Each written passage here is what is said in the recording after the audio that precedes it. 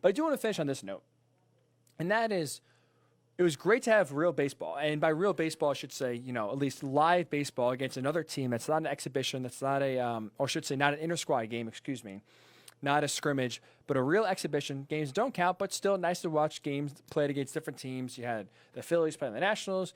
Obviously, myself being a Mets fan, watched a lot of Mets versus Yankees this past weekend. And it was great. Great to see, even though the games didn't count, I was way too fired up for them, way too excited. Nice to have baseball back.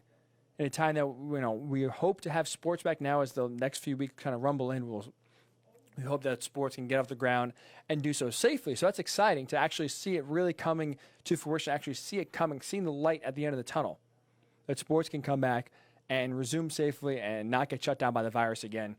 And so it was great to see baseball do so and get off their feet. Like I said, exhibition games. Provided a great look on how the regular season is going to be. As we know, it's going to be a very, very different, very weird, very abnormal 2020 baseball season. No fans in the stands, a 60-game sprint, some of the there's social distancing in the dugout. There's no high fives. It's very different. It's going to take some getting used to. So I think the exhibition games, watching them on TV, playing them in the real stadiums, with the real broadcasts, kind of gave you a glimpse of what to expect once the games actually start.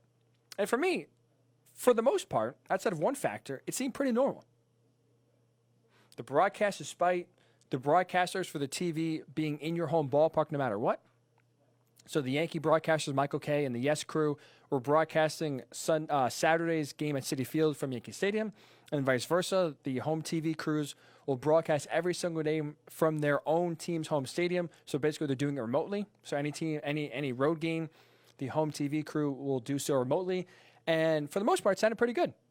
Both the Yankees sounded pretty good on Saturday. The Mets sounded pretty good on Sunday. So for the most part, it's not going to be too different from an actual watching the game point of view. But there was one aspect that drove me crazy, that was noticeable, and to me, it definitely was a distraction. That's a fake crowd noise that was pumped in through the stadium anytime a player got a hit, a strikeout happened, basically anything that happened. An opponent hits a home run, your team hits a home run, they pump in cheering, they pump in this fake crowd noise of what is an expected reaction to be from the fans. So the home team, the home pitcher strikes someone out, little cheer from the fans. Single, little cheer from the fans. Home run, big cheer from the fans. To me, it was a distraction. It was more frustrating than anything else. And then this is coming from someone who I don't really mind keeping a lot of the game day experiences the same. They had their walk-up songs for a lot of the players. They had the PA announcer still announcing the players' names despite no one being in the stands. I like that. If you want to have the stadium organist play tunes in between pitches like a normal stadium would, right? You try to drum up some excitement, maybe get a "Let's Go Mets" chant in there, maybe play some other baseball music per se that you're used to hearing in a stadium. If you want to do that, that's fine. I have no problem with that. That works. Even the cardboard cutouts that the Mets put specifically behind home plate to basically just put something there so you're not looking at empty stands didn't seem too weird. But I'll be honest, the fake noise, and I saw it and I heard it, and it was a distraction right away. The first player, Brandon Nimmo, was a leadoff hitter for the Mets, got a single in the first at bat, and I heard it. It drove me crazy. And this is why, at least to me, it's frustrating. We know there's no fans there. We understand that. We're not trying to pretend that there are fans there. We're not trying to hide the fact that these stadiums are going to be empty for the foreseeable future. So why pretend like there's fans in the stands? Why pretend that there are fans there screaming? So I think the walk-up song, I think the organist, I think the PA announcer being there, I think the cardboard cutouts provide some sort of normalcy. Because as we know, baseball players are creatures of habit. You're used to doing the same thing every single day. You have a routine set, no matter if you're home or on the road. You have your routine. You wake up in the morning, you do this, you swing you go to batting practice this time, you do fielding practice this time, you eat this meal, you eat it here, you eat it there, you hang out with these people, you have your pregame rituals. Baseball more than any other sport, because you're playing every single day, you have your routines and your creatures of habit. And part of that is your walk-up song, is the PA announcer, is hearing some sort of music in between innings like it's a normal game.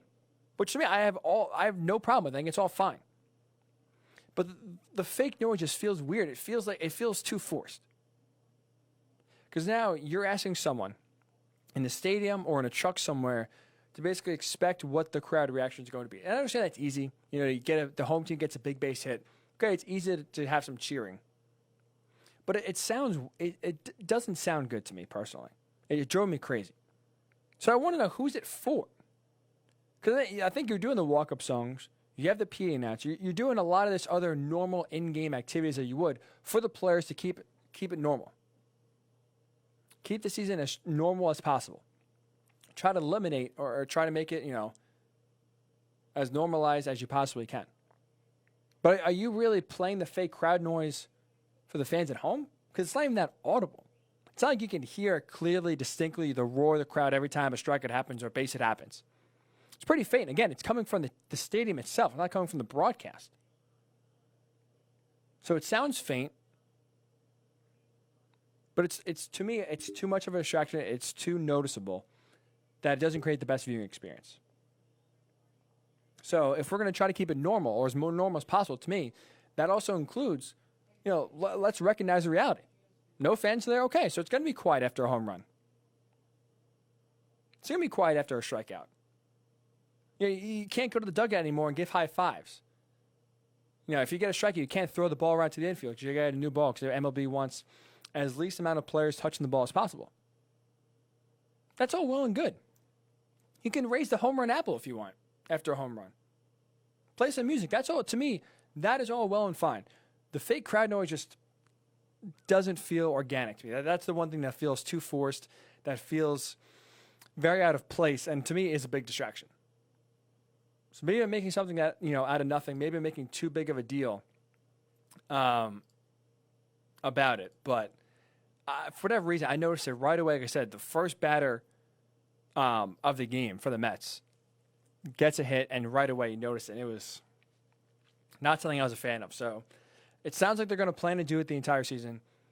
I hope sooner rather than later they realize everything else is good, everything else sounds normal, everything else to me is necessary and all well and good, except having fake fans, except having fake crowd noise, and trying to guess the reaction of what the fan's supposed to be despite no fans being in the stands. Excuse me. Oof. Thirsty from all that yelling, I guess, for 2020 Apocalypse. So I may be crazy. If you want to comment, if you listen to any of the exhibition games this weekend, if you know what I'm talking about, if you heard the fake crowd noise and you love it, let me know why. If you hate it, let me know why. I'm definitely one that hates it for sure. But I will say this. It definitely helped drum up some excitement. Having some games that didn't count, didn't matter. Watching Yoenis Cespedes get to the plate, watching Bryce Harper hit home runs, watching Steven Strasburg, or I should say Max Scherzer at least, get on the mound. It is so good to go on social media and watch baseball highlights again and really have the first normal night of the summer this past weekend on Saturday. I am so jacked up, and it's crazy to think, and it's finally here. And by the time we do our next show on Thursday, we will have real baseball being played that day. Opening day is Thursday. Yankees, Nationals, Dodgers, Giants. We hope and we pray that the season can get off on the right foot. Players can stay safe. We can get a season not only that starts, but also finishes as well. And that'll be just incredible for morale all over. And fingers crossed that if they do so, they get rid of the fake crowd noise, get rid of everything else. It doesn't work. And hopefully at least we get on with the regular season. So going back to 2020 Apocalypse, going back to my cliff jumping story, Beth writes in, should Sarah be disqualified for attacking the host? That's a great, interesting point. I might have to say yes. Because not only did Sarah attack the host, yours truly, once by calling me out saying I won't jump off the cliffs, not to mention she called me out when I wasn't even there.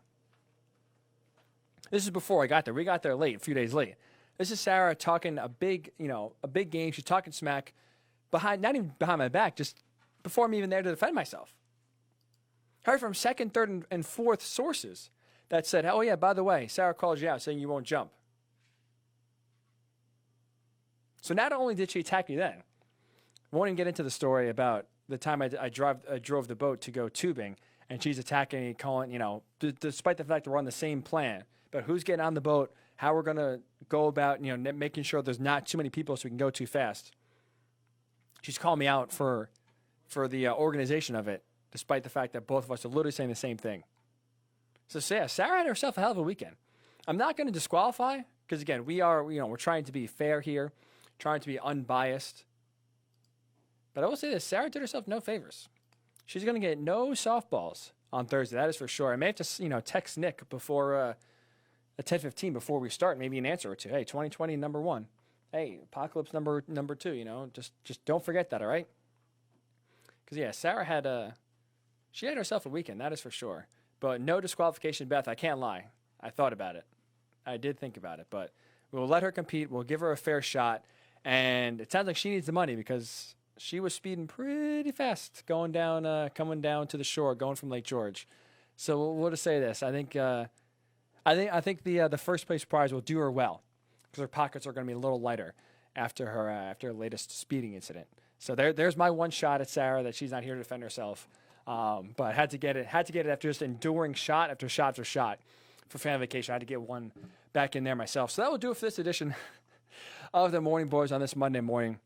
We appreciate Lauren Heschel for coming out and competing. We congratulate Lauren Clark for advancing to the Final Four of 2020 Apocalypse. Sarah herself said Sarah will compete on Thursday against Nick. One of them will punch their ticket to the Final Four. We're excited to do that. And on Thursday, we will have real baseball to discuss. We'll give our season preview, our Morning Boys season preview. Division winners for baseball, World Series winners for baseball. I can promise you this. A lot of the good teams will be in contention. I can promise you. It's going to be a very weird year. We'll give you the season breakdown, all 6 division winners, and who's going to win the playoffs, and actually revel in the fact that baseball will be played for real. Real games will be played, and the following week we'll have real basketball games played as well. So it's good time. Sports are finally coming back right here at the end of July. We're going to have a jam-packed show now going forward because there's going to be a lot to talk about, a lot of sports to talk about, and we hope and we pray they can do so safely, come back and not have the virus take down another sports league yet again. So